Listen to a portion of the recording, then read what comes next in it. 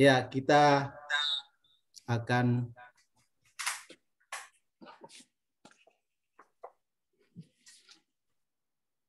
jadi malam ini kita akan bicarakan tentang keunikan Yesus. Siapakah dia? Ya. Firman Tuhan yang akan menjadi dasar pembahasan kita yaitu Ibrani pasal 4 ayat 15 ya. Ibrani pasal 4 ayat 15. Sebab imam besar yang kita punya bukanlah imam besar yang tidak dapat turut merasakan kelemahan-kelemahan kita. Sebaliknya sama dengan kita, ia telah dicobai hanya tidak berbuat dosa. Ya. Jadi Ibrani pasal 4 ayat 15, sebab imam besar yang kita punya bukanlah imam besar yang tidak dapat turut merasakan kelemahan-kelemahan kita. Sebaliknya sama dengan kita, ia telah dicobai hanya tidak berbuat dosa. Demikian firman Tuhan buat kita pada malam hari ini. Bicara tentang Yesus seakan tidak pernah habis ya. Semenjak 2000 tahun lebih yang lampau sampai dengan saat ini, Yesus terus dibicarakan di seluruh dunia ya. Di seluruh dunia Yesus dibicarakan atau seluruh dunia membicarakan Yesus selama kurang lebih ya 2000 tahun. Dan tidak ada tokoh yang seperti Yesus yang dibicarakan oleh semua orang di seluruh dunia. Jadi satu-satunya pribadi yang menjadi topik pembahasan, topik diskusi, topik debat adalah Yesus ya. Selama 2000 tahun sampai dengan hari ini ya. Ada yang membicarakannya dengan penuh rasa kagum, penuh penghormatan ya. Jadi ada yang bicarakan tentang Yesus dengan rasa kagum yang luar biasa, menaruh rasa hormat yang tinggi kepada Yesus, tetapi tidak sedikit yang membicarakannya dengan penuh kebencian dan olok-olokan ya. Kalau kita ikuti di YouTube, media sosial ya, seperti Ustadz Nandar, Kainama, dan ustadz-ustadz yang lain, mereka mengatakan bahwa Yesus itu menikah dengan Maria Magdalena, ya, Maria dari Magdala katanya. Lalu punya anak yang namanya Yusuf. Jadi mereka membicarakan tentang Yesus dan merendahkan dia, dan berusaha untuk memposisikan Yesus sama dengan nabi-nabi yang lain yang pernah menikah, ya. Padahal Alkitab memberitahukan kepada kita Yesus tidak menikah, tetapi ustadz-ustadz ya seperti Nandar, Kainama dan yang lainnya mengatakan bahwa Yesus menikah lalu punya anak. Ya, itu menjadi satu pembicaraan di media sosial, dan pembicaraan itu penuh dengan kebencian, ya, penuh dengan perendahan yang luar biasa. Ya, tidak ada rasa malu, walaupun mereka tidak tahu, tapi mereka begitu berani membicarakan tentang Yesus dengan cara mereka sendiri. Ya, tujuannya cuma satu, supaya Yesus itu disamakan dengan nabi yang lain. Ya, bahkan lebih dari itu, ada yang berpendapat bahwa ya Yesus itu tidak pernah ada di dalam sejarah ini. Ya, itu hanya cuma dongeng, ya, cerita-cerita omong kosong, ya, cerita-cerita yang dibuat oleh orang-orang tertentu untuk mengatakan bahwa Yesus itu ada, padahal nggak pernah ada, ya. Sehingga ada orang yang mengatakan Yesus tidak pernah ada dalam sejarah, itu cuma cerita omong kosong dari orang-orang yang cari sensasi, ya. Tetapi Bapak Ibu, kalau kita membaca sejarah, maka ahli-ahli sejarah seperti Josephus, Sostenus, Talus, Pliny the Younger, the Talmud, dan Lucian, semuanya itu mencatat tentang Yesus, dan keberadaannya itu dicatat dengan lengkap ya oleh ahli-ahli sejarah. Sehingga walaupun mereka ada kelompok yang mengatakan bahwa Yesus tidak pernah ada, itu cerita omong kosong, tetapi ahli sejarah membuktikan ya bahwa Yesus itu adalah tokoh sejarah yang sangat unik dibandingkan dengan tokoh lainnya. Nah, oleh karena itu kita akan memikirkan hal ini tentang Yesus yang unik, ya. Minggu yang lalu Pak Monas mengatakan bahwa Yesus bukan cuma Allah, tapi dia juga adalah manusia. Disitulah yang merupakan pusat keunikan Yesus. Di satu sisi dia adalah Allah, tetapi di sisi yang lain dia adalah manusia. Sehingga kalau bicara tentang Yesus, tidak bisa hanya bicara satu sisi. Sisi kealahannya saja, lalu kemanusiaannya diabaikan. Tidak bisa. Ketika bicara Yesus adalah Allah, maka dia harus bicara tentang Yesus adalah manusia. Kalau bicara tentang Yesus sebagai manusia, maka dia juga harus dibicarakan sebagai Allah. Ibaratnya seperti mata uang, dua sisi mata uang yang tidak bisa dipisahkan. Ya. Nah, oleh karena itu, sifat Yesus, ia adalah satu tetapi memiliki dua sisi. Sisi Allah dan sisi manusia. Ya. Jadi minggu kemarin kita sudah bicara tentang Yesus adalah Allah, ya. Dia menjadi manusia, mengingat bahwa dia juga adalah Allah. Bagaimana dalam ayat tadi Ibrani pasal 4 ayat yang ke-15 memberitahukan kepada kita bahwa Yesus adalah imam besar kita. Nah, bicara tentang imam besar, kita harus kembali kepada perjanjian lama, ya. Posisi imam besar dalam perjanjian lama adalah posisi yang sangat strategis, sangat penting dalam konstruksi penyembahan Israel, ya. Jadi imam besar itu punya posisi yang sangat strategis dan juga sentral dalam ibadah dan penyembahan Israel. Imam besar itu tidak semua bisa masuk ke ruang Maha Kudus, ya.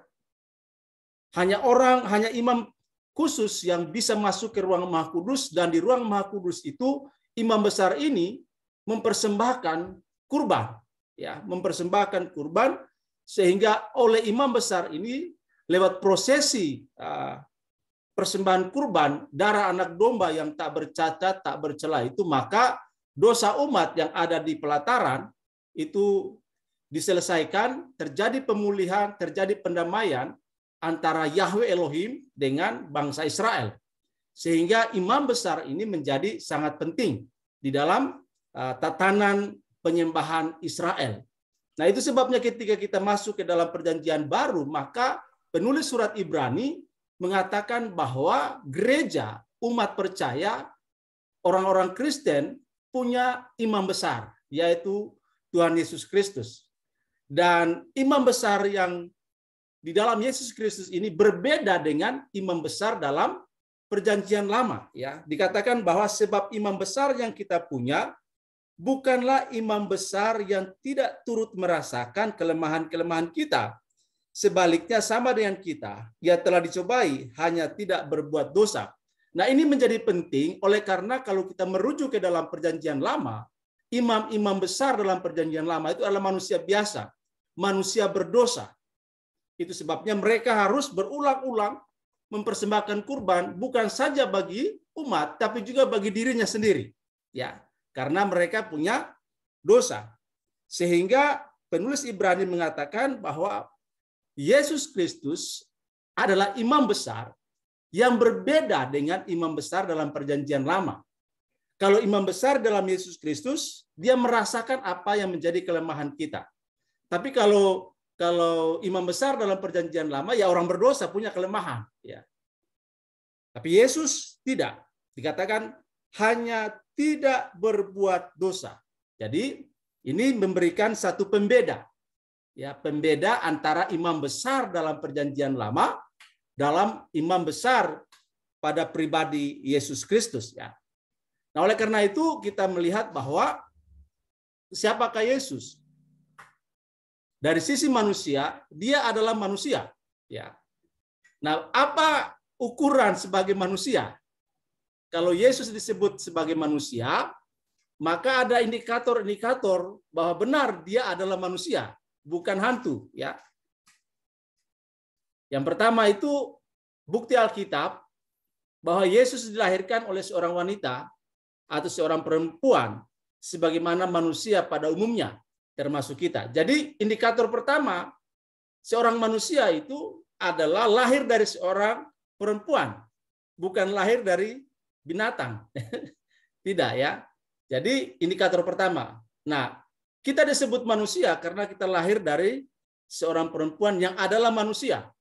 Dan Yesus juga memenuhi indikator tersebut, kriteria tersebut. Ya.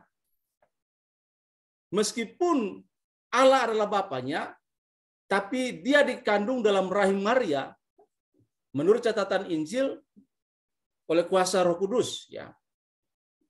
Dikatakan dalam Galatia pasal 4 ayat 4, Paulus katakan begini. Tetapi setelah genap waktunya, maka Allah mengutus anaknya yang lahir dari seorang perempuan dan takluk kepada hukum Taurat. Jadi Paulus memberikan satu pernyataan dalam pimpinan Roh Kudus bahwa setelah genap waktu, Yesus itu lahir dari seorang perempuan. Ya, jelas. Bukan lahir dari seorang laki-laki atau bukan lahir dari binatang, tapi dia lahir dari seorang perempuan. Dan ini memenuhi kriteria pertama sebagai manusia. Ya. Walaupun dia adalah Allah, tetapi dia juga adalah manusia. Kemudian yang kedua, indikator yang kedua, selain dia lahir dari seorang perempuan, indikator kedua adalah bahwa tubuh Yesus juga sama seperti tubuh kita. Ya. Ada beberapa argumentasi yang bisa kita perhatikan dalam Lukas 2 ayat 52. Dia bertumbuh dari bayi. Ya, bertumbuh dari setelah lahir dia bertumbuh dari bayi, lalu masuk masa muda, tumbuh menjadi dewasa. Ya sama seperti manusia pada umumnya, ya. Jadi Yesus lahir tidak langsung jadi dewasa, tapi ada proses yang dijalani oleh Yesus sama seperti manusia pada umumnya. Ya. Lalu kemudian indikator kedua, dia merasa lapar dan haus seperti manusia, ya seperti kita. Dikatakan dalam Matius 4 ayat 2, dan setelah berpuasa 40 hari dan 40 malam, akhirnya laparlah Yesus. Jadi hanya manusia yang merasa lapar, ya. Dan Yesus adalah manusia, makanya dia lapar, ya. Kemudian Yohanes 19 ayat 28, sesudah itu karena Yesus tahu bahwa segala sesuatu telah selesai, berkatalah ia, supaya genaplah yang ada terus dalam kitab suci, aku haus. Jadi Yesus lapar juga haus. Ya, Anda dan saya, kita semua juga lapar dan haus. Karena apa? Karena kita adalah manusia. Ya. Yesus adalah manusia, dan sebagai manusia dia juga merasakan lapar, juga merasakan dahaga atau haus. Ya. Kemudian dia menjadi lelah seperti manusia pada umumnya. Di situ terdapat sumur Yakub. Yesus sangat letih oleh perjalanan, karena itu ia duduk di pinggir sumur itu. Hari kira-kira pukul 12. Ya. Jadi Yesus merasa letih. Lelah sama seperti Anda dan saya bekerja, beraktivitas, kita lelah, kita capek, kita letih, ya karena berbagai kegiatan, ya bukan robot. Jadi manusia pasti letih lesu, ya. Kemudian indikator ketiga, perasaan Yesus seperti perasaan kita juga, ya. Dikatakan dalam Yohanes 11 ayat 34 sampai 36. Ya, di manakah dia kamu baringkan? Jawab mereka, Tuhan, mari dan lihatlah. Maka menangislah Yesus. Kata orang-orang Yahudi, lihatlah betapa kasihnya kepadanya. Jadi ini peristiwa Lazarus meninggal, ya. Dan Yesus sebagai manusia punya perasaan kemanusiaan, ya, merasa sedih, merasa berduka, itu sebabnya dia menangis karena kehilangan sahabatnya sebagai manusia, ya. Kemudian dia merasa kasihan karena penderitaan orang lain, ya. Dikatakan dalam Matius 9 ayat 35 sampai 36, demikianlah Yesus berkeliling ke semua kota dan desa, yang mengajar dalam rumah-rumah ibadat dan memberitakan Injil kerajaan surga serta melenyapkan segala penyakit dan kelemahan. Melihat orang banyak itu, tergeraklah hati Yesus oleh belas kasihan kepada mereka, karena mereka lelah dan terlantar seperti domba yang tidak bergembala. Ya, jadi Yesus punya belas kasihan terhadap mereka yang tidak beruntung atau yang mengalami penderitaan dalam hidup mereka. Sama seperti kita juga ketika melihat orang dalam kesusahan, orang dalam kesulitan, ya, maka kita juga tergerak punya belas kasihan seperti Yesus, sehingga kita bisa mengulurkan tangan untuk memberikan apa yang bisa kita lakukan, meringankan beban sesama yang dalam kesulitan. Kemudian dalam Markus 3 ayat 5 dikatakan, ia berduka cita karena kedegilan mereka, dan dengan marah ia memandang sekelilingnya kepada mereka, lalu ia berkata kepada orang itu, ulurkanlah tanganmu, dan ia mengulurkannya, maka sembuhlah tangannya itu. Jadi ini Yesus merasa sedih dan sekaligus juga marah oleh karena kemerosotan moral, ya, kebejatan moral manusia. Jadi semua ini memberitahukan kepada kita bahwa Yesus adalah manusia yang merasakan sama seperti yang kita juga rasakan, punya perasaan, ya, perasaan duka cita, menangis, ya. Lalu ada belas kasihan di sana, ya. Kemudian ada kesedihan, ada kemarahan, dan masih banyak lagi ayat-ayat yang menjelaskan tentang hal bahwa Yesus adalah manusia. Kemudian yang kedua, sebagai seorang manusia, Yesus dicobai, sebagaimana kita juga dicobai, ya. Dalam Ibrani pasal 4 ayat 14 sampai 15. Karena kita sekarang mempunyai imam besar yang agung yang telah melintasi semua langit, yaitu Yesus anak Allah, baiklah kita teguh berpegang pada pengakuan iman kita, sebab imam besar yang kita punya bukanlah imam besar yang tidak dapat turut merasakan kelemahan-kelemahan kita, sebaliknya sama dengan kita, ya, sama dengan kita. Ia telah dicobai, hanya tidak berbuat dosa. Jadi Yesus sama dengan kita dalam menghadapi cobaan, bahwa ia dicobai. Tapi ada pembedanya. Dalam situasi dicobai itu, Yesus tidak berbuat dosa. Artinya bahwa Yesus menghadapi semua itu dengan luar biasa, ya, sehingga tidak ada ruang untuk Yesus bisa melakukan satu kekeliruan, satu kesalahan, atau satu dosa ketika dicobai. Ya, kalau kita dicobai, seringkali kita lemah, ya, bisa jatuh dalam pencobaan itu, ya. Nah, dalam ayat ini Yesus disebut imam besar agung kita. Dikatakan bahwa dia dicobai dalam segala hal seperti kita dicobai. Ya, kita harus punya paradigma berpikir bahwa Yesus dicobai ketika setan datang kepadanya setelah dia tidak makan selama 40 hari dan 40 malam, ya. Kalau kita baca, yang terang benderang buat kita bahwa Yesus dicobai ialah ini, ya. Setelah berpuasa selama 40 hari 40 malam, muncullah setan untuk mencobai dia. Tetapi dalam cerita Injil, walaupun Yesus dicobai dengan berbagai pendekatan iblis, namun Yesus tidak takluk kepada cobaan iblis, ya. Tetapi bukan itu satu-satunya. Yesus dicobai di banyak waktu yang berbeda dan dengan cara yang berbeda, ya. Satu kali setan bahkan mencobai Yesus melalui Simon Petrus yang adalah salah seorang muridnya. Ketika Yesus memberitahukan murid-muridnya bagaimana dia harus segera menderita dan mati, Petrus berbicara dengan kata-kata yang bersemangat bahwa hal seperti itu tidak akan pernah terjadi padanya. Ya. Jadi di sini kita melihat bahwa setan telah memakai Petrus untuk menggoda Yesus menghindari kematian di atas kayu salib, ya. Jika setan bisa membujuk Yesus melepaskan diri dari kematian di atas kayu salib, tidak ada keselamatan bagi umat manusia. Tapi Yesus mengerti benar apa yang sedang setan coba lakukan melalui Petrus. Itulah sebabnya Yesus berbicara kepada Petrus sebagaimana tertulis dalam Matius 16 ayat 23. Maka Yesus berpaling dan berkata kepada Petrus, "Nyala iblis. engkau suatu batu sandungan bagiku, sebab engkau bukan memikirkan apa yang dipikirkan Allah, melainkan apa yang dipikirkan manusia. Ya, jadi bisa dibaca dalam Matius 16 ayat 21 sampai 23. Kita harus mengerti hal ini. Ya.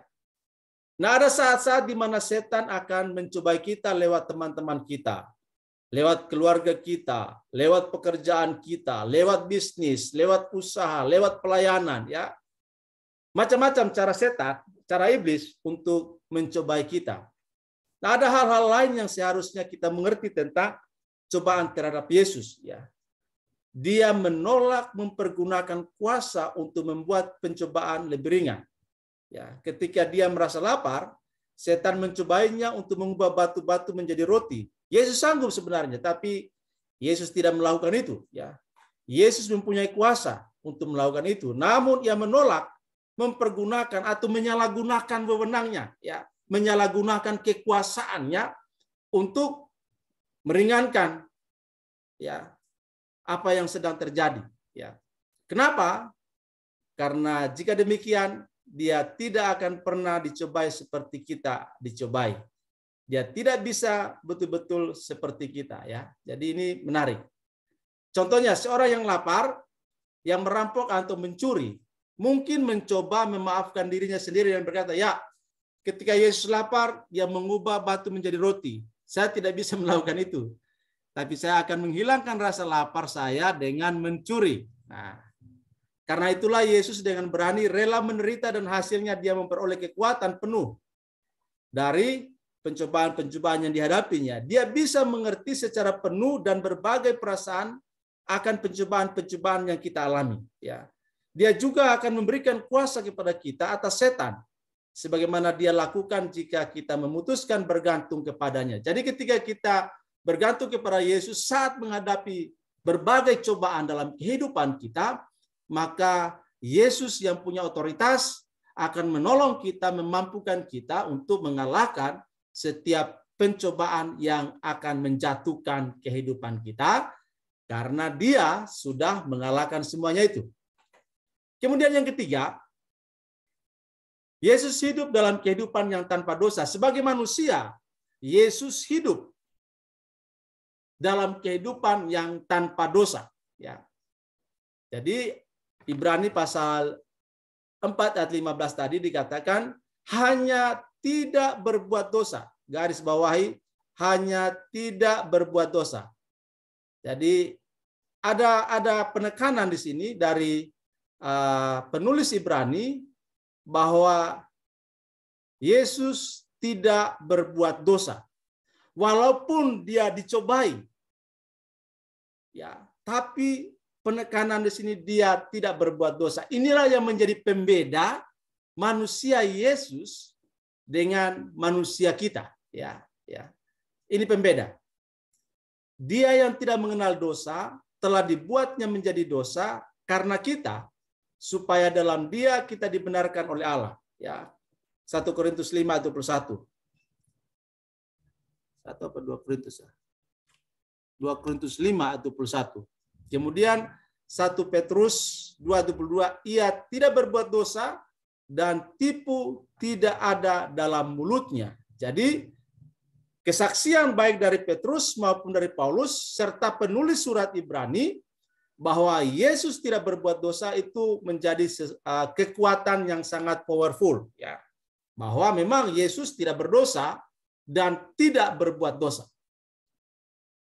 Ini adalah satu cara di mana Yesus sebagai manusia berbeda dari semua umat manusia, ya.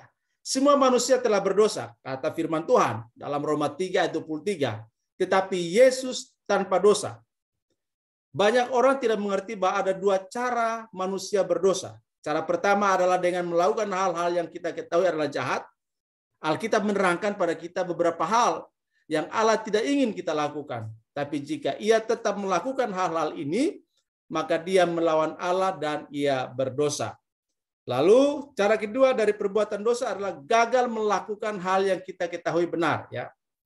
Allah menerangkan pada kita bahwa ada beberapa hal yang seharusnya kita lakukan. Bila kita lalai melakukan hal-hal ini, kita berdosa terhadap Allah. Firman Tuhan Yakobus 4 ayat 17 ya.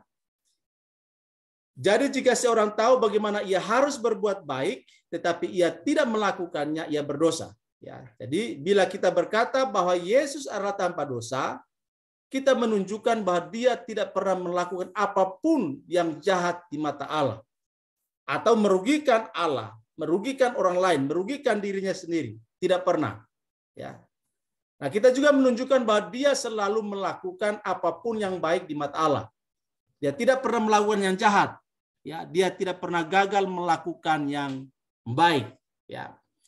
Lalu yang terakhir, yang keempat ya, bahwa Yesus adalah manusia. Pentingnya Yesus menjadi manusia tanpa dosa. Ya, dalam 2 Korintus 5 ayat 21 kita belajar bahwa yang tidak berdosa, Yesus yang tidak berdosa, namun menjadi berdosa untuk kita. Sehingga kita dibuat menjadi benar di hadapan Allah melalui Yesus. Dikatakan dia yang tidak mengenal dosa telah dibuat dia menjadi dosa karena kita, supaya dalam dia kita dibenarkan oleh Allah. Jadi Yesus harus menjadi dosa supaya bisa mati di atas kayu salib. Kalau tidak bisa.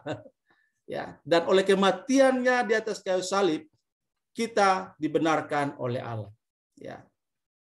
Jika seandainya Yesus berdosa, dia tidak bisa menggantikan tempat orang-orang berdosa. Dia akan menerima hukuman atas dosa-dosanya sendiri. Ya. Contohnya, 2 orang membunuh seorang pria. Mereka diadili dan kedapatan bersalah. Kemudian seorang dari mereka berkata kepada hakim, "Tuan, biarkan saya mati menggantikan teman saya." Dengan segera hakim akan menjawab, "Tidak, kamu dua-duanya bersalah. Dia harus mati untuk kesalahan yang dia lakukan, dan kamu mati untuk kesalahanmu sendiri."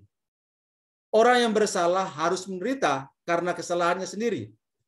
Nah, Yesus adalah orang yang tidak berdosa dan tidak pernah melakukan dosa.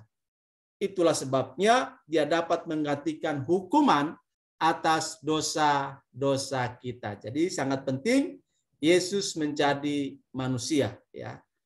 Agar dia bisa mati menggantikan Anda dan saya, menanggung hukuman dosa saya, dosa Anda, dosa kita di atas salib, sehingga oleh kematiannya, oleh pengorbanannya di atas kayu salib, kita beroleh keselamatan, beroleh pengampunan dosa, beroleh hidup yang kekal, mati pasti masuk surga. Ada amin?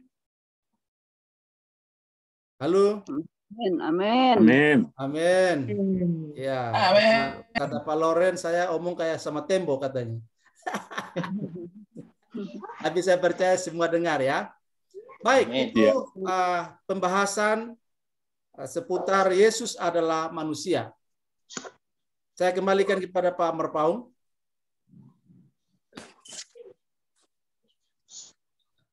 Oke, terima kasih Pak John yang sudah membuka lebih lebar lagi tentang siapakah Yesus, keunikan Yesus, ke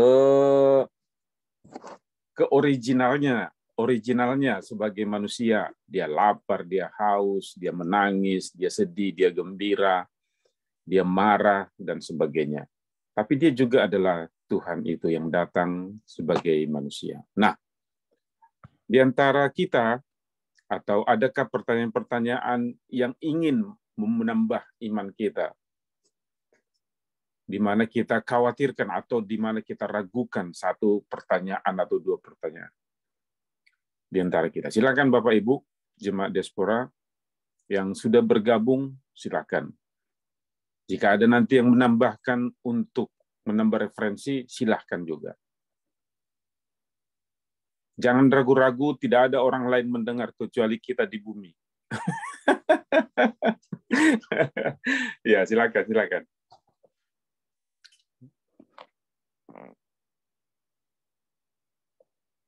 Tidak usah tunjuk tangan, langsung.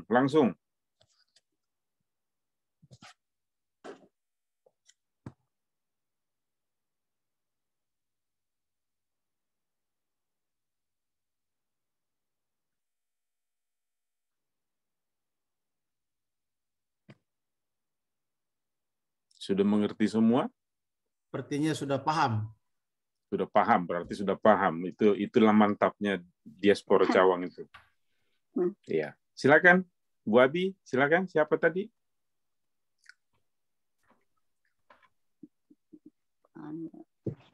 Luar biasa itu. Pak, masih terlalu berat. Terlalu berat. Satu-satu makanannya terlalu banyak. Berapa? Pak John. Apa? Ya, Dari ya, yang Pak. banyak itu, dari yang banyak itu, yang mana yang meragukan atau yang mana yang masih kurang terlengkapi dalam benak kita? Silakan. Ya. Silakan Pak John. Saya Pak Marpau. Ya, silakan. Oh gini Pak Marpau. Kalau itu kan dasar iman kita ya. Sudah pasti ya tentang Yesus itu manusia dan Yesus itu Tuhan. 100% lah. Dia manusia, dia Tuhan. Itu sudah dasar, itu nggak bisa dihilangkan dasar itu. Cuma aku merindukan satu hal, Pak. Dia kan sudah di surga nih. Ya. Keselamatan kan sudah di tangan beliau intinya. Ya. Nah, orang sekarang kan berpikir bahwa terima Yesus sudah pasti masuk surga. Tapi dalam menjalani hidup pasti jatuh bangun. Oke. Nah, apakah jatuh bangun itu akan mempengaruhi peluang kita untuk masuk surga? Itu pertanyaan. Asik. Gitu, Pak. Ya. Sudah? Sudah, Pak. Langsung, Pak. Ya. Jadi saya ingat lagunya Meggy Z. Meggy Z. Jatuh bangun aku. Bukan mengejarmu, Pak, mengenalmu. Itu dia. Ibu Abi. Nyambung aja Ibu Abi. Jatuh bangun aku mengenalmu, bukan mengejarmu.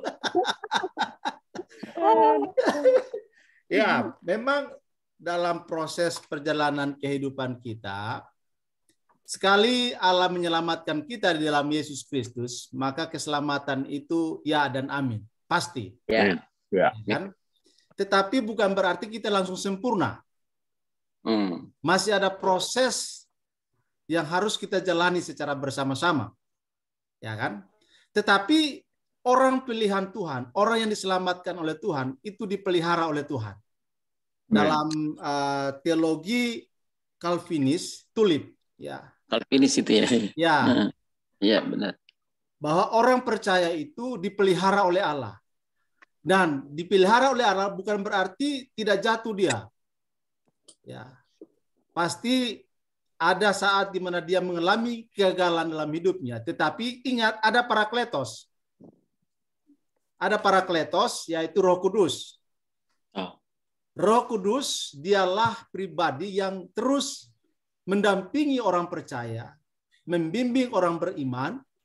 Ketika dia jatuh, maka Roh Kudus akan bekerja untuk menyadarkan, menginsafkan dia bahwa dia sudah gagal dan harus kembali kepada Tuhan. Makanya 1 Yohanes 1 ayat 9 jelas di situ. Jika kita mengaku dosa kita, maka dia adalah setia. Iya. Ya, jadi dan akan mengampuni kita. Iya. Nah, artinya apa? Tuhan tahu bahwa semua orang yang percaya kepada dia tidak langsung sempurna. Ada proses yang terus-menerus ya dijalani oleh dia. Dan Tuhan bertanggung jawab untuk memelihara orang-orang yang sudah diselamatkannya, yang sudah dibelinya dengan harga yang mahal. Bukan dengan emas dan perak, tapi oleh darah anak yang luar biasa. Sehingga Allah tidak lepas tangan begitu saja. Itu sebabnya Roh Kudus diutus untuk menjadi penolong bagi orang percaya. Nah, pertanyaan tadi, apakah kalau dia jatuh bangun jatuh bangun, ya Mempengaruhi. bangun lagi dia. Selalu begitu. Harus Karena ada bangun. Roh Kudus. Tetapi beda jatuh dalam dosa dengan hidup dalam dosa. Sangat beda. Oh, iya. Jadi jatuh dalam dosa, kita semua bisa punya potensi untuk jatuh dalam dosa. Tetapi orang yang diselamatkan oleh Tuhan, tidak mungkin dia hidup dalam dosa. Tidak mungkin. Ya, itu pembedanya. Kenapa? Karena ada Roh Kudus tadi, ada firman Tuhan, ya, sehingga kita disadarkan, diinsafkan, kembali lagi kepada jalan yang benar. Sehingga keselamatan itu keselamatan itu adalah keselamatan yang pasti. Ya. Jadi makanya minggu lalu saya katakan bahwa Allah sangat serius dengan keselamatan. Sehingga sekali Allah menyelamatkan seseorang, maka keselamatan itu ya dan amin. Tidak ada main-main. Demikian Pak. Mungkin ada yang mau ditambahkan? Oke Pak. Jadi dia kan intinya dia sudah berarti intinya dia tetap dimenangkan karena ada Roh Kudus. Iya. Dan dia jangan jatuh sampai terletakkan. Iya. Dia harus berbalik karena tuntunan Roh Kudus. Iya. Nah, pertanyaannya sekarang, kalau ada ayat Alkitab mengatakan bahwa kita menyangkal Roh Kudus, maka dosa itu nggak bisa diampuni dibandingkan dengan menyangkal anak-anak. Gitu. Ya. Anak bisa diampuni dosanya, tapi Roh Kudus nggak bisa. Betul. Maksudnya. Ya, setuju. Jadi orang yang percaya, Yep. orang yang diselamatkan oleh Allah, tidak akan mungkin dia mendukakan Roh Kudus. Tidak akan mungkin. Tidak. Nah, dosa terhadap Roh Kudus adalah orang-orang yang sudah diberitakan firman tapi terus tidak mau mengalami menerima Yesus dan seterusnya. Maka itu merupakan satu hal yang akhirnya mungkin begini. Soal murtad, ada hubungannya dengan murtad. Ya. Murtad. Ya. Kita kasih contoh, ambil contoh lah dalam catatan surat Ibrani bahwa orang yang sudah mengecap kebaikan Tuhan, menikmati kasih karunia Tuhan, dan seterusnya, lalu dia menyangkal atau meninggalkan Yesus, maka sebenarnya itu menunjuk kepada memang orang itu tidak diselamatkan. Dan itu ada dalam komunitas tubuh Kristus, ada dalam komunitas orang percaya, ada orang-orang seperti itu. Ya. Dan orang-orang seperti itulah yang tadi, bahwa dosa terhadap Roh Kudus itu tadi, yang akhirnya nggak bisa. Tapi orang yang sungguh-sungguh diselamatkan oleh Allah, tidak akan mungkin. Garis bawahi saya katakan, tidak akan mungkin melawan Roh Kudus. Ya. Itu dia. Demikian Pak. Ya, berarti dia tidak hidup dalam dosa kan Pak? Betul. Iya, oke. Iya. Sip. Seperti itu Pak. Baik, terima kasih Pak. Wah, luar biasa ini. Nanti kita akan bahas tentang Roh Kudus. Siap. Ini kita masih bahas Yesus pribadi kedua dalam Trinitas, Tritunggal. Ya. Baik, terima kasih Pak Ketua. Pak John, silakan sambil minum kopinya Pak John. Sambil Tanggal 26 Pak, 26. Oke. Masih ada yang lain? Silakan. Ya, Boleh. Ya, saya Pak melanjut. Tunggu dulu. Ibu Abi dulu, silakan. Ibu Abi. Nah, nanti tunggu ya. Ya, silakan Bu Abi. keselamatan itu kan pasti. Kita udah yakin dah itu. Tapi kan kalau misalkan orang percaya, orang Kristen, misal berbuat dosa, tapi sampai dipanggil Tuhan, dia tidak bertobat, kan enggak selamat juga. Iya kan enggak bertobat, ayo. Gimana mau dapat surga, mau diselamatkan. Ya. Kalau yang diselamatkan itu kan kalau udah misalkan mau meninggal, pas mau meninggal dilayani dia bertobat, nah itu masuk surga. Kalau saya sih soalnya gini, kalau dia misal berbuat dosa, dia udah tahu, Roh Kudus sudah mengingatkan, tuh sampai istilahnya udah di ujung tanduk, dia tidak juga bertobat, tapi dia masuk surga. Terus Tuhan nggak adil dong. Itu nggak mungkin terjadi. Iya. Oke Pak John, silakan. Ya, Baik, terima kasih. Kita kembali ke contoh penjahat yang disalibkan bersama Yesus. Ya, disalibkan bersama Yesus. Itu dia.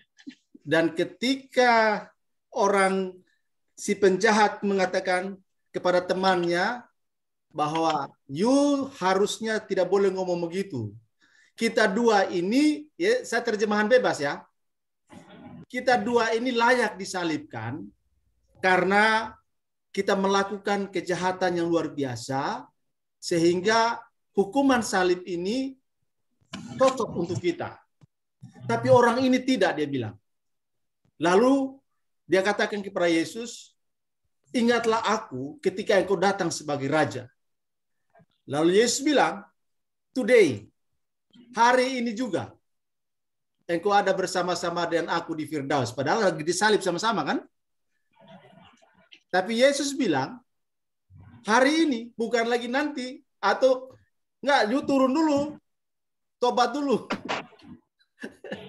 Enggak. Tapi Yesus bilang, hari ini, engkau ada bersama aku di Firdaus. Walaupun masih sama-sama dalam keadaan disalibkan. Ya. Nah, ini merupakan satu contoh kepada kita bahwa orang yang diselamatkan oleh Allah pasti, saya selalu katakan pasti. Jadi tidak ada keraguan di dalamnya dengan pemahaman bahwa Allah itu sangat serius dalam karya penyelamatannya. Makanya selalu saya gunakan kata pasti kalau bicara tentang karya keselamatan yang Allah kerjakan. Itu sebabnya orang yang pasti diselamatkan oleh Tuhan, walaupun dia jatuh bangun dalam dosa, tapi pada akhirnya dia pasti kembali kepada Tuhan. Itu dalam konteks teologi reform dikatakan bahwa ada providensia, ada pemeliharaan Allah yang berkesinambungan terhadap orang-orang yang diselamatkannya. Jadi kalau ada case seperti yang dikatakan Ibu Abi tadi, wah orang Kristen dihotbahin, disampaikan firman Tuhan, tapi nggak bertobat-bertobat. Dia hanya Kristen karena kelahiran secara jasmani, bukan Kristen karena kelahiran rohani.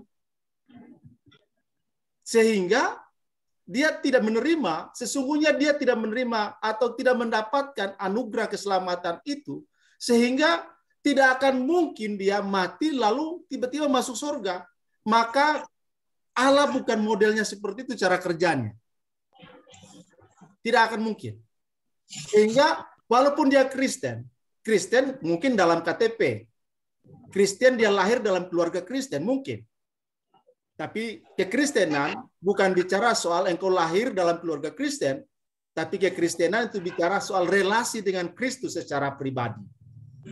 Nah, oleh karena itu jangankan itu Yudas saja yang sama-sama dengan Tuhan Yesus, ya kan, nyangkal pula jual Yesus, Petrus.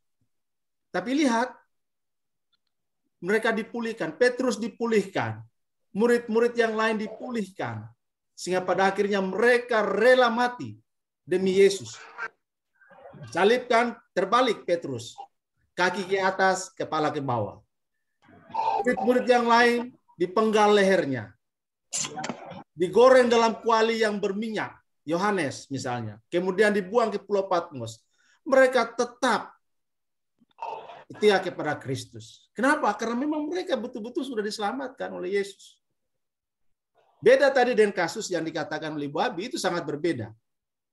Sehingga Allah tidak akan mungkin memasukkan manusia seperti itu ke dalam kerajaan surga. Nggak akan mungkin. Nah, seperti itu. Jadi, sekali lagi, sampai dia mati tanpa ada pertobatan, ya memang, maka muncullah yang disebut minggu kemarin itu, yaitu teologi predestinasi. Allah memilih kita sebelum dunia dijadikan. Nah, itu dia hebatnya itu. Seperti itu ya. Baik, Pak. Oke. Terima kasih Pak John. Dan satu lagi yang saya mau tambahkan. Ibu Abi, tolong bukakan dari Yohanes 15 ayat 16. Tolong bacakan Yohanes 15 ayat 16. Yohanes 15 ayat 16. Iya, ayat 16. Hafal itu. Lupa, Pak. Iya. Yohanes 15 ayat 16. Bukan kamu yang memilih aku, tetapi aku yang memilih kamu. Dan aku telah menetapkan kamu supaya kamu pergi dan menghasilkan buah. Dan buah itu tetap, supaya apa yang kamu minta kepada Bapa dalam namaku diberikannya kepadamu. Iya. Jadi Tuhanlah yang memilih kita. Kalau pilihan Tuhan tidak akan pernah salah. Sedetik-detik terakhir pun ada penyesalan itu dia yang disebutkan contoh hidup bahwa orang yang disalib itu. Oke, baik. Itu dulu Bu Abi. Oke. Kalau ada nanti silakan. Nah, selanjutnya Ibu Donda tadi ya. Silakan Bu Donda. Iya, saya mau tanya nih Pak. Definisi orang percaya, tadi kan dikasih tahu di situ. Dia harus pergi untuk melakukan buah-buahnya gitu kan. Menghasilkan buah-buah itu. Nah, saya tanya, ketika mungkin Ito melayani atau Bapak melayani orang-orang tua, termasuk mungkin salah satu mertua saya kemarin, Ito bilang sama saya, oh dia sudah percaya Yesus gitu kan? Iya.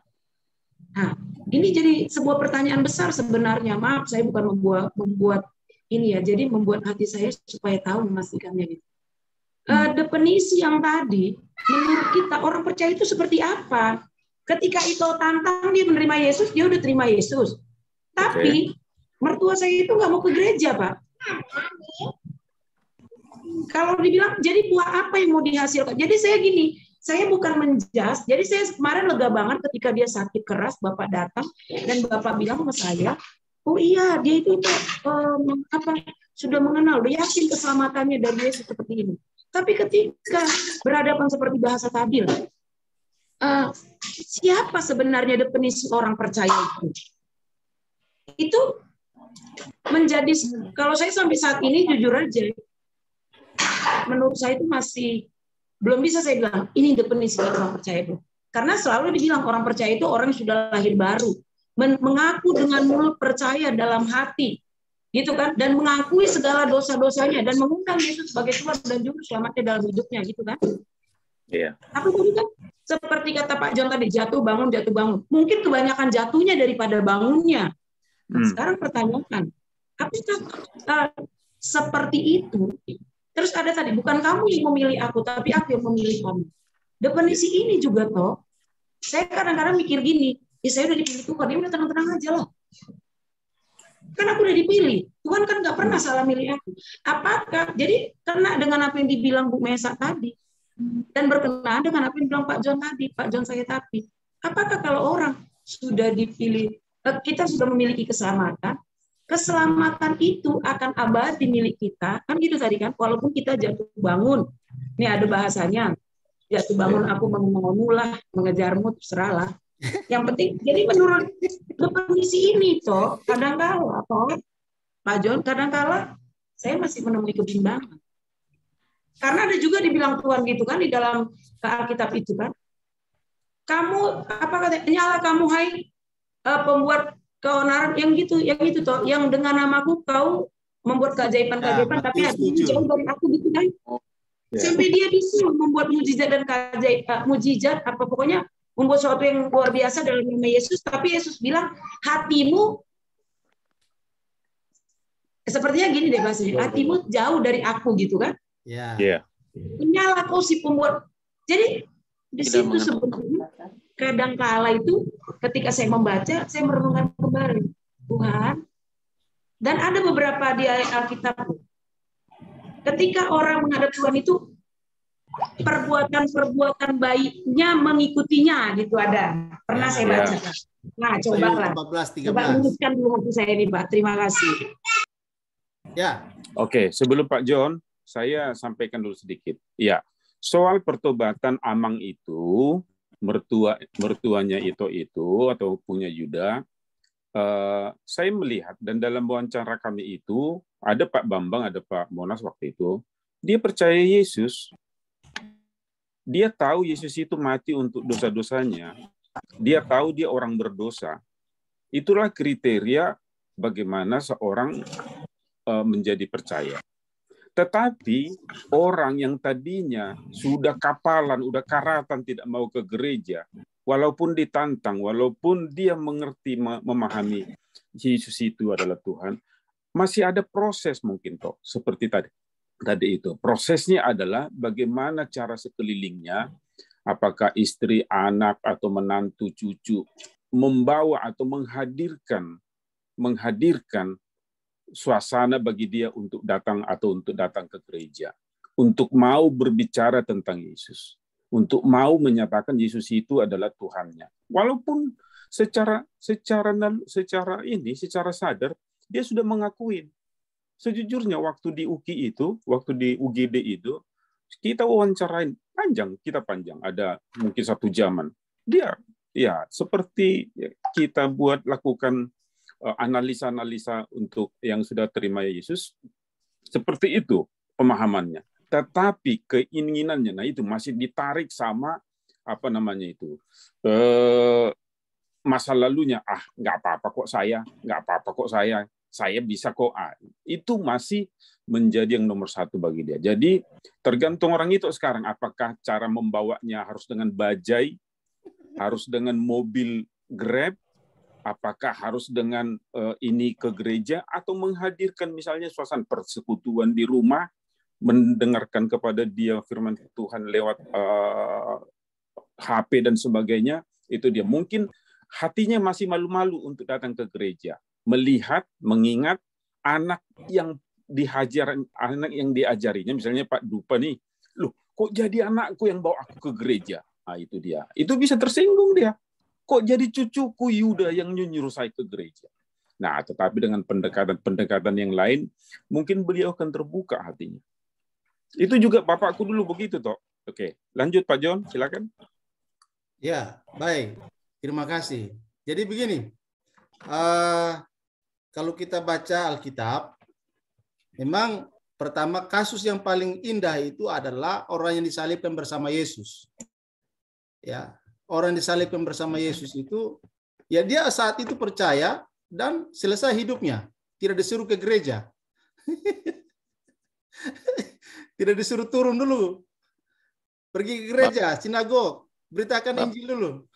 Baptis dulu, ya kan? Nah ini case yang paling indah sekali disiapkan oleh Alkitab kepada kita untuk supaya kita jangan sampai mengukur keselamatan itu karena ke gereja.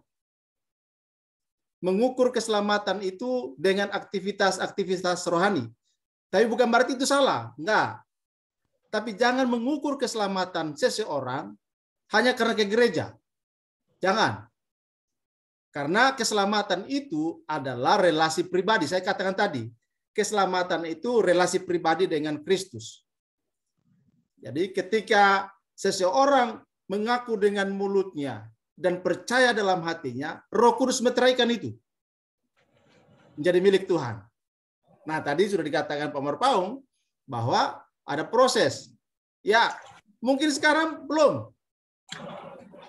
Ya, tapi bagaimana ukurannya? Jangan sampai kita menjadi ragu hanya karena opung itu nggak ke gereja.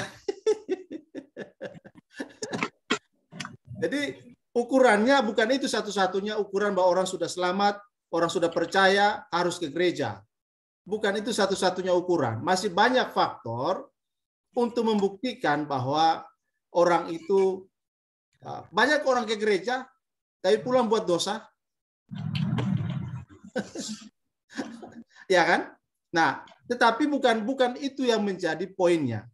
Poinnya tadi saya katakan bahwa keselamatan itu adalah relasi pribadi. Nanti indikator orang yang sudah selamat minggu depan kita sharing bersama.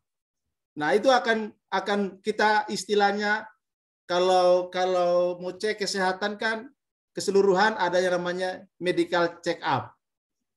Nah, kita akan check up rohani. keselamatan. Apakah saya masuk dalam indikator ini atau tidak? Tapi ingat, itu hanya indikator, bukan penentu keselamatan. Penentu keselamatan itu Tuhan Yesus. Jadi indikator-indikator itu ya ada, bukan salah, tidak, itu enggak. Tapi penekanannya bukan di situ. Ya, supaya jangan sampai kita nanti cara berpikir keselamatan itu dipatok, oh katanya selamat, kok dia nggak ke gereja? Katanya selamat, kok dia nggak baca firman Tuhan? Katanya ke gereja, kok dia nggak berdoa? Nah, itu indikator-indikator yang nantinya kita terkotak di situ. Itu jadi persoalan. Sehingga jangan sampai menjadi sesuatu bukan lagi standar yang Tuhan tentukan, tapi standar kita yang kita pakai untuk mengukur keselamatan seseorang. Enggak begitu? Nanti minggu depan kita akan bicarakan itu. Maaf Pak, gini, menurut saya gini, memang benar, bukan karena ke gereja orang selamat. Bukan, tapi orang yang hidup, yang saya tahu, dia sudah menerima keselamatan, dia pasti pingin punya komunitas. Kalau dia sudah komunitas, kita hari lepas hari kan karena dibaharui. Makanya kita benar. Jadi saya ini jadi semakin bingung. Nanti saya nyaman dong. Ya nggak apa-apa lah, mertua saya nggak usah ke gereja juga nanti selamat kok, pernah dipercaya Yesus. Nggak usah baca Alkitab, nggak usah berdoa. Ya jadi menurut saya bukan. Jadi sama mengajarkannya, jadi saya jadi bingung loh. Yang saya ajarkan bukan mertua saya. Ketika saya bertemu dengan orang lain untuk mengajarkan bagaimana Kristus itu, saya semakin maju loh. Kenapa? Ya enak banget cuma ngaku ini jadi Kristen amat, wah enak sekali. Ya. Maksud saya gini loh Pak, benar kita kadang-kadang terlalu sepele dengan orang-orang seberang karena mereka kita bilang karena berbuat baik biar selamat, biar ini, tapi di dalam ketekunan mereka, dalam tingkah laku mereka, justru disitulah kadang-kadang saya harus tercengang bilang. Seperti yang dibilang coba Tommy Daud dengan Pak Gilbert pernah bicara gini, orang yang kena kutuk atau orang yang apa katanya mudah disantet itu adalah orang yang pelit. Kenapa orang pelit? Dia dibuat juga berdasarkan firman Tuhan. Jadi kita itu harus rajin memberi orang yang kekurangan, karena dengan memberi orang yang kekurangan kita memiutangkan Tuhan. Misalnya seperti itulah salah satu bahasa itu. Jadi saya pikir gini, orang itu tidak akan tahu tentang keselamatan, tentang kasih Kristus, gitu ya. Kalau salah satunya ciri-cirinya apa? Dia aja tidak bersekutu, dia aja tidak baca Alkitab, dia aja tidak berdoa. Benar, ketika berdoa itu hanya Tuhan dan Dia yang tahu. Tapi menurut saya ketika baca Alkitab, ada dong kelihatan ada Alkitabnya. Dan dia butuh persekutuan. Nggak bisa cuma percaya, nggak bisa cuma ngaku aja. Sama, ya itu yang saya bilang. Saya ini kan seorang pengajar di kelas-kelas SD ya Pak. Jadi kalau saya bilang, cuma kau mengaku dengan mulutmu, percaya dengan hatimu, gini. Tiba-tiba dia nggak mau sekolah ini, akan saya biarkan dong. Nggak apa-apa, nanti Roh Kudus yang menjaga dia. Kan dia sudah dipilih Tuhan. Kalau dia dipilih Tuhan, ngapain saya harus capek-capek? Kan bukan kamu yang milih aku, tapi aku yang milih kamu. Tapi bukan saya bilang melalui saya jalan pemilihan itu, bukan. Tapi paling tidak ketika dia dipilih Tuhan, dia tahu dia sudah orang yang dipilih gitu loh. Sehingga seperti tadi ada siswa saya kelas 5, karena guru agama kami sedang sakit, saya datang. Itu satu namanya Jesse, dia akan Islam. Kenapa Islam? Dia ikut raweh, dia ikut berkerudung. Saya tanya, kenapa Dek? Dia bilang kenapa? Karena tertarik aja. Kamu nggak kenal Yesus, ya cuma nyanyi-nyanyi aja. Coba. Jadi saya butuh sesuatu saat ini. Memang benar. Itu kayak kata Pak John tadi, itu hal yang sangat mutlak. Kita tahu Yesus itu adalah Tuhan, dia adalah manusia. Dia merasakan ini. Iya. Tapi untuk letter-letter yang mengajari, membawa orang, saya bilang bukan karena dia nggak Kristen, dia orang Kristen. Ya, jadi maksudnya boleh kayak kata Bapak tadi, jadi saya agak jadi tambah rancu. Nah, silakan maaf Pak, lanjut supaya saya ini otak saya agak lurus sedikit. Terima kasih. Gini Bu. Ikutan jadi, boleh ikutan. Jadi ya silakan Pak Bambang. Ya ikutan. Ya. Ini saya dapat di Roma ya, di Roma pasal 9 sampai 10. Di situ Roma pasal 9 ayat 31 saya baca ya. Saya baca ya. Mana dia tadi ya? Tetapi. Mengapa tidak? Ayat 31. Tetapi bahwa Israel sungguh pun mengejar hukum yang akan mendatangkan kebenaran, tidaklah sampai kepada hukum itu. Mengapa tidak? Karena Israel mengejarnya bukan karena iman, tapi karena perbuatan. Ya, banyak perbuatan apapun, kalau tanpa iman nggak bisa itu. Mereka tersandung pada batu sandungan. Terus ayat pasal 10 ayat 1. Saudara-saudara, keinginan hatiku dan doaku kepada mereka, kepada Tuhan, ialah supaya mereka diselamatkan. Sebab aku dapat beri kesaksian tentang mereka bahwa mereka sungguh-sungguh giat untuk Allah, tetapi tanpa pengertian yang benar. Jadi Paulus ingin mereka diselamatkan, tapi mereka tanpa iman. Mereka perbuatan, padahal perbuatan itu tidak menyelamatkan. Itu kata Paulus. Jadi di situ soal keselamatan ya, Ibu Donda, saya bisa tambahkan. Terima kasih. Ya. Halo, suara saya jelas nggak, Pak? Ya, jelas. Kita orang yang mati karena gini. Ada lagi terakhirnya dibilang karena perbuatan baik mereka mengikutinya. Jadi kita ini orang Kristen terlalu manja, Pak. Kita selalu bilang kita perlu berbuat baik karena kita udah diselamatkan. Itu yang selalu kita wacanakan sehingga sampai saat ini saya melihat loh, kehidupan orang Kristen itu makin antik, Pak. Karena selalu kita bilang perbuatan itu tidak penting. Saya bilang cinta, saya bilang sama bapaknya Yuda nih, aku cinta padamu, cuma cinta tanpa ada kelakuan, tanpa ada bukti. Itu sama nonsens. Harus masak. Kan gitu, Pak. Kita juga bilang Tuhan, aku percaya Yesus, tapi kelakuanku tidak berubah. Orang tidak bisa melihat Tuhan dari aku, berarti kan nonsens dong. Jadi gini, karena kita selalu bilang perbuatan itu tidak menjadi, memang tidak membuat kita jadi selamat, tapi itu yang terpancar dalam kehidupan kita. Menurut saya begitu, Pak. Orang akan dikenal dari buahnya. Nah gitu. Betul. Menurut saya begitu. Terima kasih, Pak. Kita lanjut. Saya ingin tambahan dikit ini. Ya, silakan Pak Pi. Dari Kisah Para Rasul itu mengatakan, keberapa saya nggak ingat, kerjakanlah keselamatanmu. Itu ada perintah. Nah, kalau perintah itu apa yang harus kita lakukan? Bukan berarti keselamatan kita pasif. Saya melihatnya di situ, benar kata Bu Donda itu juga. Terima kasih. Pak Jan. Ya. Jadi gini Bapak Ibu, ya, ketika kita berbuat baik, tidak salah itu. Betul ya? Orang yang selamat pasti berbuat baik. Yang nggak selamat sih orang berbuat baik kok. Ya kan? Amin. Apalagi sudah selamat. Tapi poinnya adalah bukan pada perbuatannya, ya, tapi pada pengertian atau pemahamannya. Sebelum saya lebih lanjut, kemarin di ibadah kita, Pak Lawrence itu bicara soal lebih dari pemenang. Lebih dari pemenang, dia kasih ilustrasi petinju.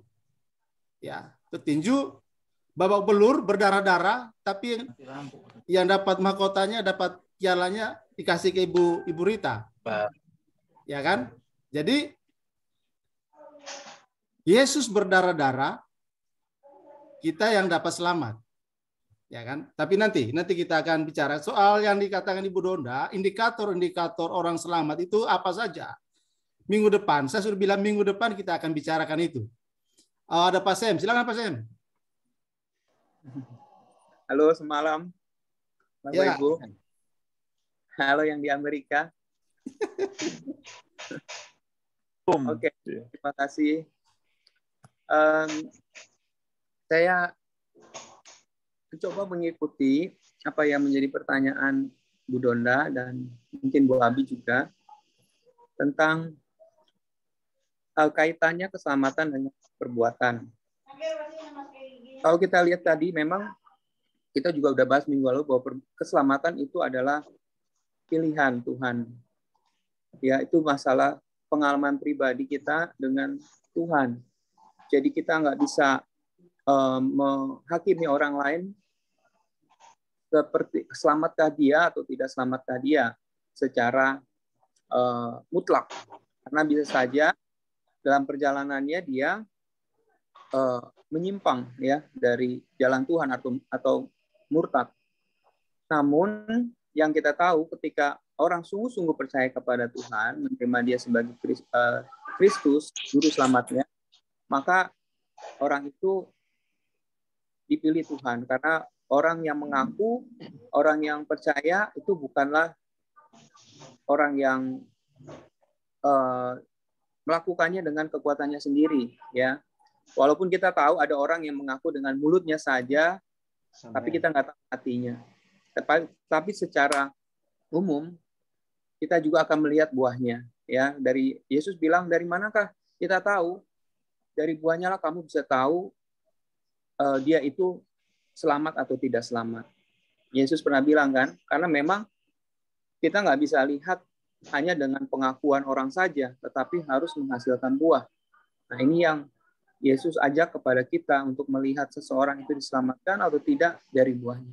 Tapi masalahnya ada orang yang menghasilkan buah, ya, yaitu perbuatan. Ada juga orang yang tidak menghasilkan buah walaupun sudah lama menjadi Kristen. Nah, contohnya tadi mungkin ada orang yang baru bertobat, lalu nggak lama bertobat meninggal. Saya tadi orang yang disalibkan, dia belum sempat menghasilkan buah, tapi sudah mati. Atau dia waktu mau bertobat di detik-detik terakhirnya di ICU, dia baru terima Yesus. Lalu dia bilang, aku sudah selamat. Dia merasa sudah dosanya selamat, tapi kemudian dia mati. Dia belum sempat menghasilkan buah. Jadi dia sudah menerima Kristus, tetapi belum menghasilkan buah karena keadaan. Ada orang yang sudah menerima Kristus, tetapi hidupnya tidak menghasilkan buah karena dia masih hidup terus-menerus dalam manusia duniawi. Ya. Makanya Alkitab bilang seharusnya kamu sudah manusia rohani, tetapi kamu harus minum susu terus. Kenapa? Karena kamu hidup dalam kehidupan daging, kehidupan duniawi. Padahal dia sudah percaya Yesus lama. Ya, sejak lahir mungkin ikut sekolah minggu, sudah mendengar tentang Yesus, tetapi karena lingkungannya ada lingkungan duniawi, sehingga dia hidup menjadi orang-orang duniawi. Dan sampai tua, dia bukan menjadi orang Kristen yang dewasa. Ya, dia menjadi orang Kristen yang masih kekanak-kanakan, tidak belajar firman Tuhan. Nah, orang-orang ini kan akhirnya akan mengalami perbedaan. Ya, ada Kristen rohani, ada Kristen duniawi. Nah, firman Tuhan berkata, apakah mereka selamat? Ya, dua-duanya selamat. Yang Kristen duniawi dan Kristen rohani akan diuji pada waktunya. Nah, ketika mereka diuji, ketahuan apa yang mereka sudah bangun. Apakah mereka membangunnya dengan jerami, dengan kayu, atau dengan emas? Apakah perbuatannya itu akan kelihatan menghasilkan berkat, menghasilkan pengaruh bagi orang lain, ya, untuk kemuliaan Tuhan teruji, atau membangunnya dengan motivasi yang uji semuanya. Jadi kita akan lihat pada akhirnya semua akan diuji. Nah, untuk pengujian ini akan mendapatkan upah. Kalau dia adalah manusia rohani, dia akan mendapatkan upah sesuai apa yang dia bangun di atasnya setelah dia selamat. Ya, perbuatan baik apa yang sudah dia bangun di atasnya. Kalau dia manusia duniawi, akan kelihatan apakah dia membangun di atas keselamatan yang sudah dia terima itu, atau dia tidak membangun apa-apa. Kalaupun dia membangun, akan diuji. Apakah dia membangunnya dengan motivasi untuk kepentingan diri sendiri, ya, seperti Alkitab bilang ada orang yang melayani firman Tuhan hanya untuk perutnya sendiri, menginjil hanya untuk dirinya sendiri, itu akan diuji terakhirnya semuanya. Kita nggak bisa mengetahui motivasi semua orang, tapi pada akhirnya semua akan mengalami pengujian, ya. Nah, Alkitab mengatakan di dalam 1 Korintus, Ibu Donda bisa dibuka, Bu? Iya, tuh. 1 Korintus 3 ayat yang ke-9 sampai ke-15. Saya pakai bahasa Indonesia sehari-hari, tapi coba pakai bahasa Indonesia yang ini, yang standar. Ini dibacakan. Ya, 1 ya, bacakan. 9. Karena kami adalah kawan sekerja Allah, kamu adalah ladang Allah, bangunan Allah. Sesuai dengan kasih karunia Allah yang dianugerahkan kepadaku, aku sebagai orang ahli bangunan yang cakap telah meletakkan dasar dan orang lain membangun terus di atasnya. Tetapi tiap-tiap orang harus memperhatikan bagaimana ia membangun di atasnya. Karena tidak ada seorang pun yang dapat meletakkan dasar lain daripada dasar yang telah diletakkan, yaitu Yesus Kristus. Entahkah orang yang membangun di atas dasar itu dengan emas, perak, batu permata, kayu, rumput kering, atau jerami. Sekali kelak pekerjaan masing-masing akan nampak. Karena hari Tuhan akan menyatakannya. Sebab ia akan menampak dengan api, dan bagaimana pekerjaan masing-masing akan diuji oleh api itu. Jika pekerjaan yang dibangun seseorang tahan uji, ia akan mendapat upah. Jika pekerjaannya terbakar, ia akan menderita kerugian. Tetapi ia sendiri akan diselamatkan, tetapi seperti dalam api. Amin. Ya, tiap orang harus memperhatikan baik-baik bagaimana ia membangun di atas fondasi itu. Jadi ketika dia diselamatkan, bagaimana dia membangun di atas keselamatan yang sudah dia terima. Itulah yang disebut mengerjakan keselamatan. Apakah dia membangunnya dengan apa? Dengan batu permata, dengan emas, dengan jerami. Itu dia harus perhatikan. Karena apa yang dia bangun itu akan diuji. Kalau dia membangun dengan baik, maka dia akan mendapat upah, reward, ya, penghargaan. Ya, maka waktu itu setiap orang akan mendapatkan upah sesuai apa yang dia kerjakan. Bagi orang-orang yang sudah diselamatkan. Tapi kalau ada yang membangunnya dengan jerami, ya dia tetap diselamatkan. Ya, tapi pekerjaannya semua akan habis. Tapi dia diselamatkan seperti dalam api. Nah, ini berkaitan manusia rohani dengan manusia duniawi. Ya, ada yang membangun dengan sungguh-sungguh, ya, dengan motivasi yang baik, dengan tujuan yang baik.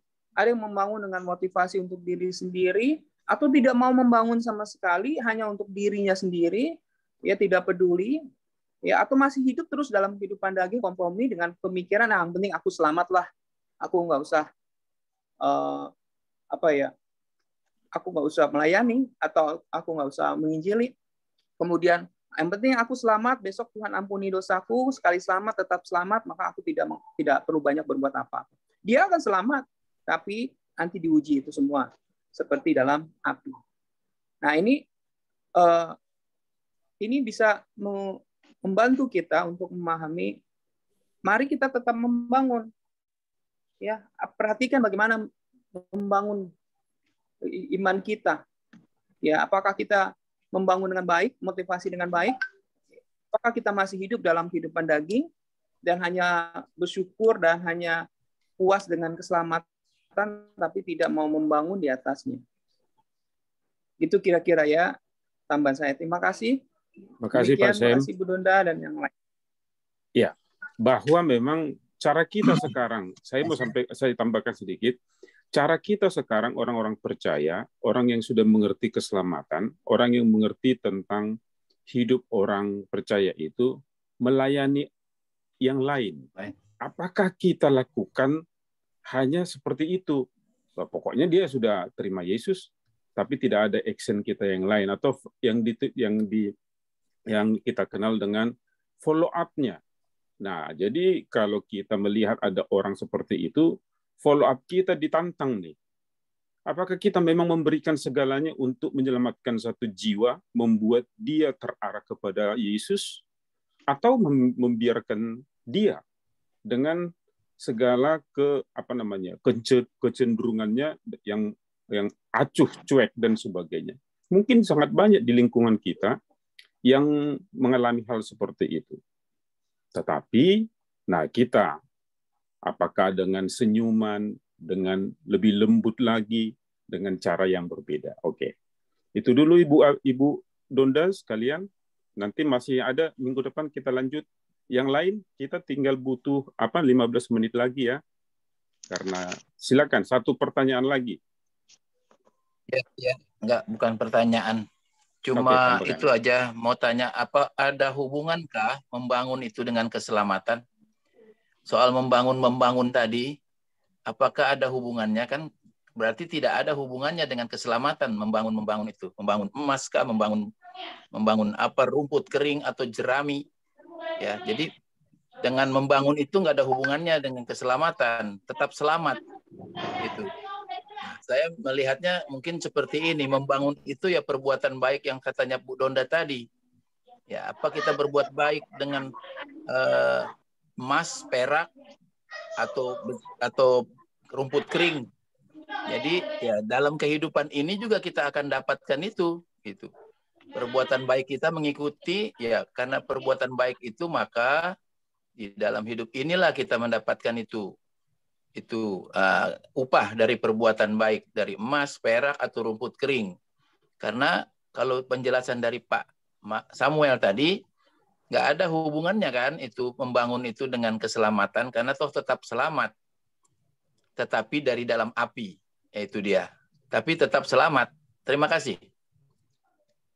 Ya mungkin Pak Bambang, ini pertanyaannya menjawab apa yang tadi menjadi pemikiran Bu Donda, kan orang tuanya itu kan katanya udah percaya gitu kan, tapi dia belum berbuat apa-apa, maksudnya. Iya. Nah, apakah dia selamat? Ya, mungkin dia selamat, tapi belum sempat membangun dari keselamatannya itu gitu kan, karena faktor yang lain lah gitu. Tetapi kalau dia dibilang selamat, tetapi dia belum membangun, mungkin belum sempat membangun ya, itu, gitu Pak. Iya. Oke. Makasih Pak. Oke, terima kasih. Masih ada pertanyaan lanjutan?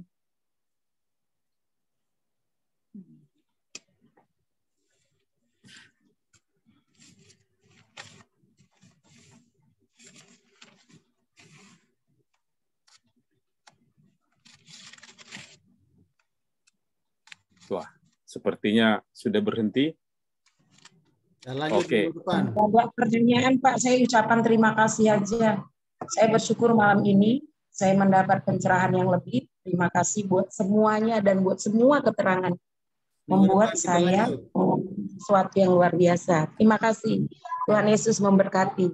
Ya, minggu depan kita lanjut pembicaraan kita malam ini. Walaupun topik tentang kristologi sebenarnya masih banyak ya. Tapi karena ini lebih kepada hal praktis, aplikasi ya. Indikator orang selamat itu gimana sih?